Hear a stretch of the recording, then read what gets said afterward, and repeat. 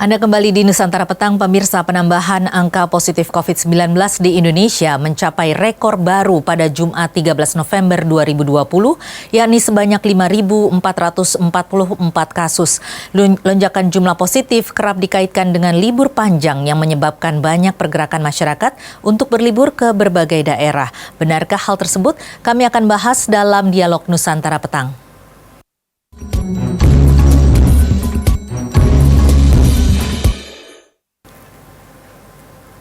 Dan pemirsa, saat ini saya sudah bersama dengan Dr. Mas Dalina Pane.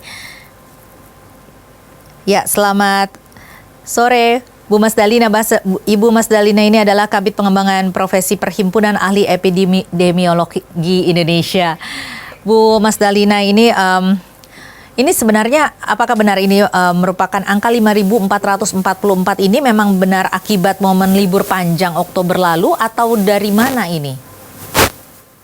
Ya, kalau kita lihat di 3 hari terakhir ini, yang 2 hari yang di 5.000, karena hari ini kalau tidak salah 3.000-an ya, itu testing kita juga di atas 40.000, Mbak Tasya.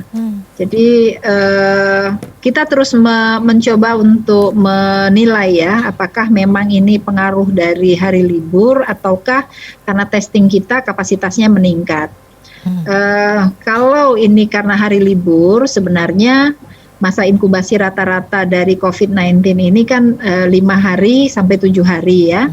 Jadi mestinya 5 hari setelah libur itu angkanya naik kalau memang karena libur. Tetapi kalau kita lihat di 2 hari terakhir kemarin itu lewat dari 2 minggu sebenarnya dari libur panjang. Kita cuma tidak ingin kebijakan pemerintah itu digiring dengan data-data proksi sebenarnya. Jadi kita terus mencoba untuk menganalisis benarkah peningkatan ini karena libur ataukah karena peningkatan kapasitas testing yang dilakukan oleh pemerintah. Jadi itu terus kita gali. Tapi sampai hari ini menurut pandangan kami itu dikarenakan kapasitas testing kita meningkat. Kalau selama ini memang seperti itu, Bu, kebijakan pemerintah ini selalu berdasarkan dari pengambilan data-data proksi seperti ini atau seperti apa biasanya? Sebenarnya kebijakan pemerintah itu diambil berdasarkan data-data faktual. Jadi pertama, kebijakan pemerintah itu tentu terikat dengan kebijakan global. Ketika WHO mengeluarkan berbagai interim atau aturan-aturan atau regulasi-regulasi yang sifatnya global, maka kita juga mengikuti regulasi yang ditetapkan tersebut. Kemudian yang kedua juga temuan-temuan terkini tentang COVID-19 yang biasanya dipublikasi baik di jurnal-jurnal internasional maupun hasil analisis teman-teman di lapangan.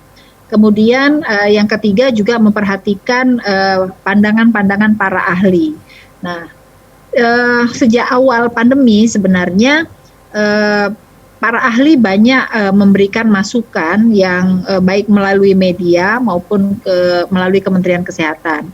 Jadi untuk menjadikan ini suatu kebijakan maka tentu dipertimbangkan banyak hal. Baik buruknya seperti apa.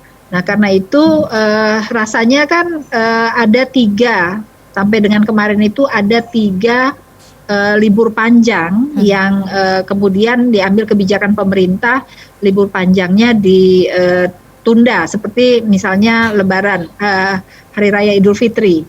Pada saat itu pemerintah menyatakan bahwa kita tidak ada libur nasional seperti biasanya di Hari Raya Idul Fitri. Dan rencananya libur itu akan diundur sampai dengan Desember. Karena apa? Karena memang ada di berbagai media itu para ahli menunjukkan bahwa ada pengaruh libur panjang, terutama yang long weekend, ada beberapa kali itu terhadap peningkatan kasus. Tetapi pada saat itu kita belum begitu melihat kapasitas testing. Tapi makin kesini kami lihat bahwa kapasitas testing kita memiliki pengaruh cukup besar terhadap peningkatan kasus. Karena apa? Kalau memang dia konsisten karena pengaruh libur, tentu angka 5.000 itu tidak hanya 2 hari saja. Mesti liburnya kan 4 hari, mesti setidaknya 4 hari atau 5 hari berturut-turut angkanya mesti 5.000 juga. Tapi ini kan hanya 2 hari saja yang 5.000, terus kembali ke 4.000 dan 3.000. Jadi itu menurut kami. Dan kebetulan di 2 hari yang testingnya banyak, yang kasusnya banyak, testingnya juga di atas 40.000. Biasanya kalau dalam pengambilan keputusan untuk pemerintah ini kan memang berkejar-kejaran dengan waktu ya Bu ya. Nah ini biasanya berapa lama bisa dilakukan pengambilan kebijakan dengan mempertimbangkan poin-poin yang tadi itu? Ya, jadi memang ini menjadi sulit ya, karena pemerintah itu kan tidak boleh membuat kebijakan itu kemudian berlaku hanya sebentar gitu ya, atau dikeluarkan, dicabut lagi, dikeluarkan lagi, dicabut lagi, itu kan susah. Seperti yang selama ini terjadi gitu. Pemerintah daerah memiliki kewenangan sebenarnya untuk membuat kebijakan di daerah. Nah, kadang-kadang itu yang seperti pewarnaan, zonasi gitu ya. Nah, ini juga menjadi tantangan bagi teman-teman kita di lapangan. Mengapa? Karena begitu wilayahnya dinyatakan hijau zonanya, kemudian beberapa sekolah ingin membuka sekolahnya karena dianggap zonanya hijau. Tapi kemudian minggu depannya ketika proses izin untuk pembukaan sekolah dikeluarkan, zonanya kembali merah. Apakah kemudian itu kebijakan dibuka, ditutup, dibuka, ditutup? Tentu tidak seperti itu kebijakan yang harus diambil pemerintah. Kebijakan itu harus diambil sedikitnya ajak lah ya, jangan seminggu masuk, seminggu enggak. Itu disebabkan karena analisis yang menurut pandangan kami tidak begitu tepat dilakukan pada kondisi wabah. Jadi kalau memang wabah itu terkendali dengan baik, maka penurunan kasus itu akan berjalan konsisten, benar-benar turun, tidak kemudian fluktuatif. Fluktuatif itu naik, turun, naik lagi, turun lagi, seperti itu. Jadi penurunan kasus itu harus bertahap memang. Karena itu WHO menetapkan disebut terkendali jika 50% kasus atau ada penurunan 50% kasus dari puncak tertinggi. Tapi itu terus bertahan selama 3 minggu berturut-turut ditambah dengan 3 minggu selanjutnya. Nah, itu kan bertahan cukup lama, sampai 6 minggu begitu. Jadi itu menjadi, tapi tentu saja dengan kapasitas testing yang sesuai dengan standar, yaitu minimal 1/1000 dari jumlah penduduk per minggu. Kalau yang saat ini sudah tercukupi itu, sudah terpenuhi Bu? Ya, sebenarnya yang lebih baik adalah lebih lokal ya, lebih kecil. Karena kalau nasional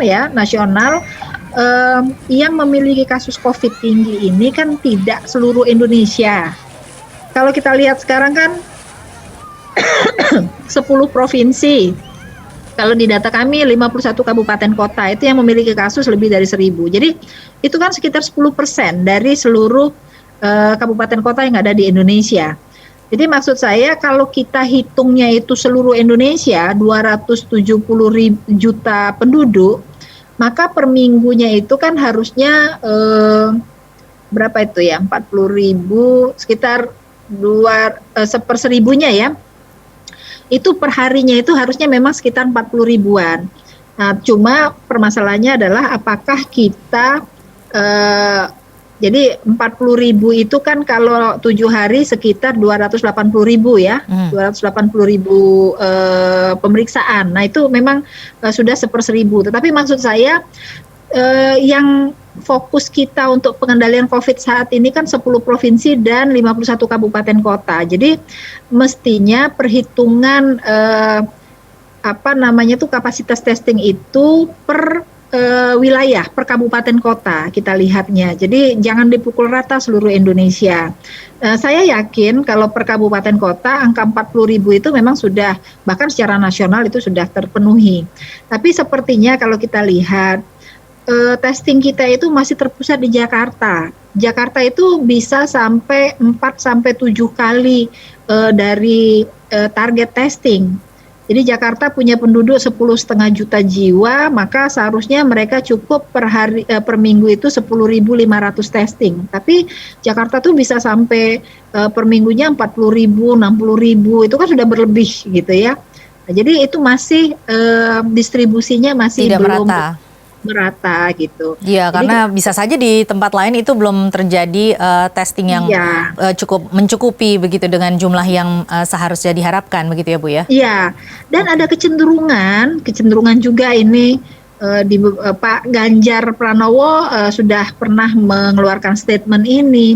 Ada Hmm. gara-gara warna merah kuning hijau itu, ada banyak pimpinan daerah itu berusaha menghijaukan wilayahnya dengan cara dengan tidak melakukan testing atau mempersedikit testing. Jadi kan itu berbahaya Berbahaya sebenarnya. sekali ya Bu. Ya, jadi memang positif itu atau kasus konfirmasi bisa nggak ada gara-gara kita tidak testing. Orang nggak testing, bagaimana kita bisa Nah dapat ini seharusnya positif? siapa yang mengawasi Bu? Kalau yang mengawasi ini sebenarnya bukan mengawasi ya, yang melaksanakan ini adalah teman-teman di Dinas Kesehatan Kabupaten Kota dan Puskesmas. Hmm. Yang mengawasinya tentu pemerintah daerah, Hmm. tetapi ketika pemerintah daerah secara politik ya ini susahnya kalau kita pandemi ini faktor politisnya juga cukup banyak. Secara politis kemudian memerintahkan hal seperti itu, tentu jajaran di bawah kan tidak bisa berbuat banyak begitu. Tentu kan harus loyal dan harus taat pada pimpinan, walaupun itu kadang-kadang salah begitu. Tapi ada satu hal yang tidak bisa di rekayasa. Kalau kami di epidemiologi menyebutnya begitu. Mungkin kita bisa merekayasa testing untuk tidak melakukan testing supaya mendapatkan positif yang rendah. Tetapi yang tidak bisa direkayasa itu angka kematian sebenarnya. Nah, termasuk juga angka kematian probable itu nggak bisa direkayasa. Jadi masih bisa tetap dilihat bahwa dari angka kematian ini ya Bu ya? Ya, Oke. dan angka kematian itu bukan cuma rate. Kalau rate kan semakin banyak jumlah kasus positif, kematian dibagi jumlah kasus positif itu menjadi rate kan. Makanya cuma 3% gitu. Tetapi kita melihatnya tuh absolut juga. Jadi di samping rate absolut. Waktu di awal-awal pandemi rate kita tinggi 9%. 10% bahkan pernah 7% begitu ya. Tetapi kalau dilihat absolutnya itu masih puluhan, masih 15 per hari 16. Dibanding sekarang ini 3,3% ya atau 3,2% lah angka kematiannya. Tetapi per hari kita dapat kematian 100, itu kan perbandingannya nggak gimana ya saya menyebutnya. Jadi kita melihat angka kematian ini selain rate juga rate itu persentasenya ya, juga kita lihat absolutnya. Sekarang ini selalu rata-rata ya, sebagian besar itu di atas 100 per hari. Itu baru yang confirm ya, yang probable ini yang kita belum tidak banyak provinsi, kabupaten, kota yang melaporkan. Kalau DKI Jakarta melaporkan. Jadi menurut saya data DKI Jakarta itu cukup baik untuk bisa melihat bagaimana pengendalian. Baik Ibu Mas Dalina, nanti kita akan lanjutkan lagi perbincangannya usai jeda.